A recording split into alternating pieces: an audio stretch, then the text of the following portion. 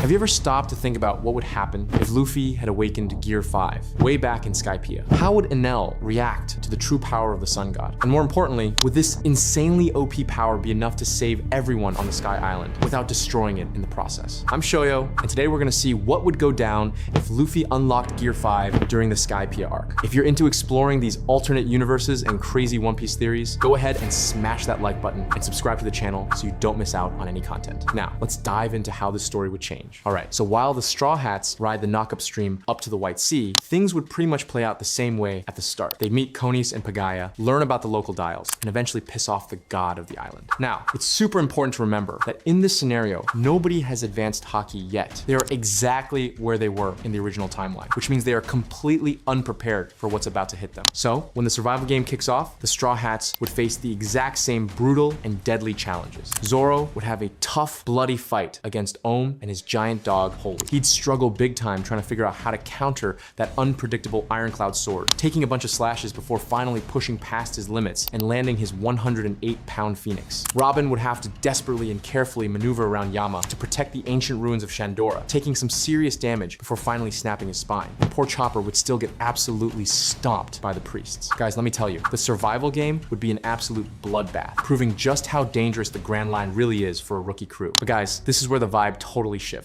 The core rule of this world is that actions have brutal consequences, and war is never clean. Wiper and the Shandians would still launch their desperate, bloody assault to take back their homeland. Driven by his ancestor Calgar's 400-year-old promise, Wiper would fight his way to the top of Giant Jack and come face to face with Enel. In a moment of pure desperation, Wiper would manage to pin Enel down with Seastone skates, completely shutting down his devil fruit. With a fierce war cry, Wiper would unleash the reject dial straight into Enel's chest. The impact would be insanely huge, literally stopping the god's heart on the spot. Wiper would fall backward, his own bones shattering and muscles tearing from the dial's massive recoil, thinking he had finally won the war for his people. But here's the kicker. Enel is a Logia. Using his own electricity, Enel would act as his own defibrillator, jump-starting his heart and getting right back up like it was nothing. That's the strategic tragedy of this arc. Wiper, having sacrificed everything, pretty much destroying his own body and carrying the weight of a 400-year promise, would get absolutely wrecked. Enel would ruthlessly fry Wiper with millions of volts, leaving his charred body for dead. This just proves that at the end of the day, Enel is a literal monster who can't be taken down by normal means. Zoro would try to step in, but without knowing advanced armament Haki to bypass Alogia's defense, he'd take a massive lightning strike straight to the chest, dropping unconscious instantly. Sanji would jump in next, sneaking around to kick Enel's gears and sabotage the Arc Maxim to buy everyone some time. When Enel points his finger at the cook, ready to completely erase him from existence, Sanji would calmly light his cigarette, drop his iconic thanks for the light line, and take an Elthor straight to the face. The stakes are incredibly high now.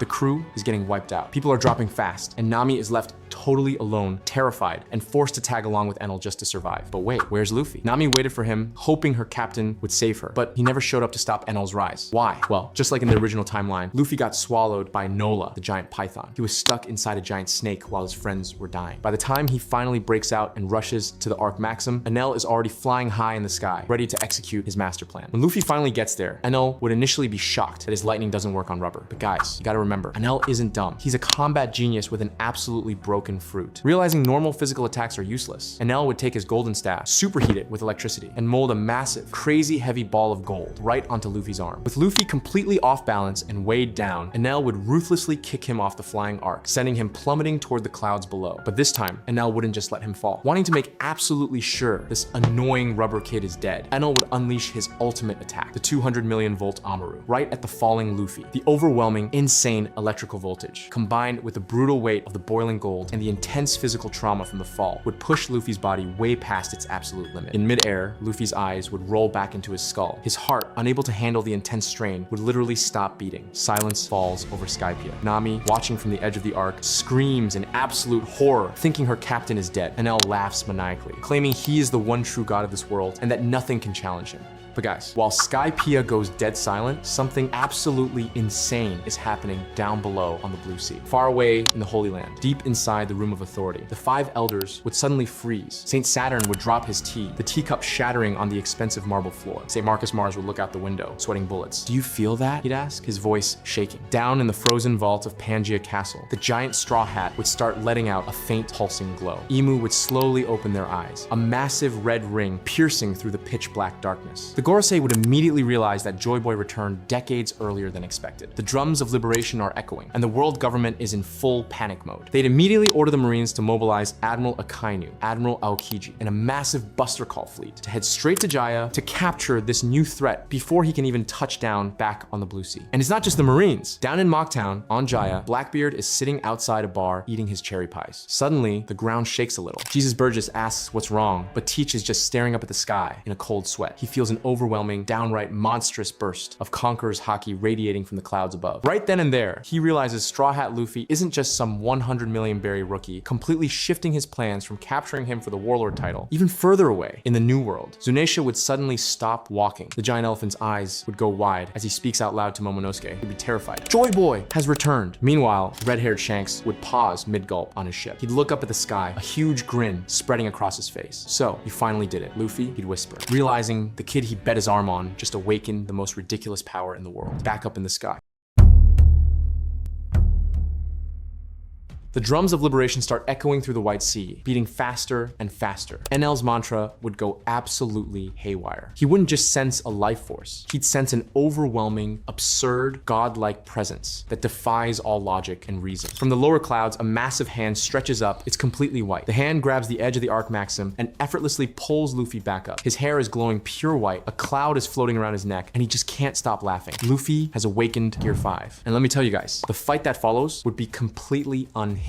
Enel, the guy who calls himself God, would finally meet the real sun god, Nika. Enel would panic and launch his strongest lightning dragon, Hino, right at Luffy. But instead of just tanking the hit, Luffy would literally grab the lightning out of thin air with his bare hands. He'd stretch the lightning bolt out, turn it into a jump rope, and start skipping rope with it. Enel's face, remember that iconic Enel shock face from the original story? Multiply that by 1,000. His jaw would hit the floor, his eyes would pop out of his skull like a cartoon character. He'd be completely losing his mind. "What are you?" he'd scream, desperately blasting millions of volts at Luffy. But Luffy would just laugh, bouncing around the clouds, turning the air itself, the clouds, and the lightning into rubber. He'd bounce off thin air like it was a trampoline. Enel would try to use his mantra to predict Luffy's moves, but here is the absolute genius of Gear 5. Luffy's fighting style is completely free and chaotic. There's no logic to his attacks. Enel's mantra would completely short circuit because not even Luffy knows what he's gonna do next. Every time Enel tries to teleport away using his lightning speed, Luffy would just shove his rubber hand right into the storm clouds, grab Enel by his ridiculously long earlobes, and yank him back, stretching the Logia user's face like Play-Doh.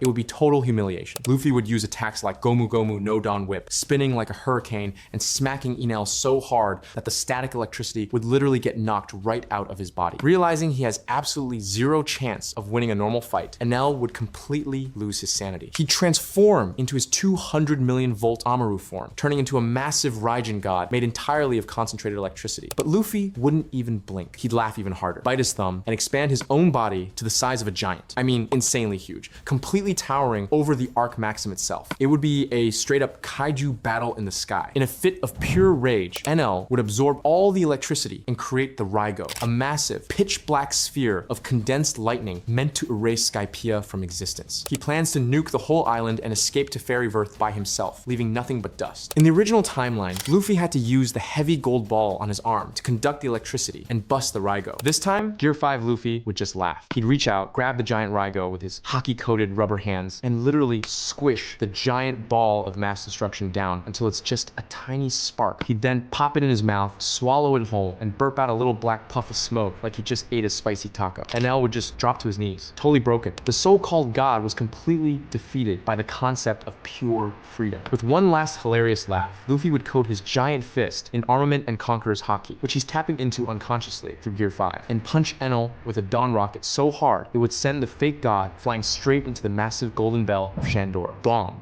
The ring of the bell would echo through the entire sky. The sound would pierce through the thick clouds, traveling all the way down to the blue sea, reaching Mont Blanc, Cricket, and the Monkey Brothers. Hearing that beautiful, ringing sound, Cricket would fall to his knees, crying, finally knowing the City of Gold is real and that his ancestor wasn't a liar. Up in Skypiea, Wiper would wake up to see his homeland saved, not by a sky warrior, but by the true sun, God his ancestors worshipped for centuries. The Shandians and Skypieans would unite a lot faster, realizing a literal deity had graced them with his his presence. Robin would walk up to the golden bell, read the poneglyph, and find Goldie, Roger's message. But looking back at the white-haired, laughing Luffy, she'd realize something way bigger. Luffy is exactly the person the world has been waiting for. The Straw Hats would celebrate, pack up their gold, and ride the octopus balloon back down to the blue sea, completely oblivious to the absolute chaos they just unleashed on the entire world. So there you have it. Skypiea would be saved in the most absurd and OP way possible, but the crew's future would become 1,000 times more dangerous. The world government now knows Joy Boy is back, Blackbeard is on the hunt, and the seas are about to turn into a literal war zone. Let me know down in the comments if you guys want a part 2, where I break down exactly what happens when the Straw Hats touch down from Skypiea and find fleet admirals waiting to wipe them out. If you enjoyed the video, make sure to drop a like and subscribe to the channel so you don't miss out on future content. And since there are more videos popping up on the screen right now, just click on one of them and keep the binge watching going. Thanks a ton for watching. Remember, I'm Shoyo, and I'll catch you guys in the next video. Peace out.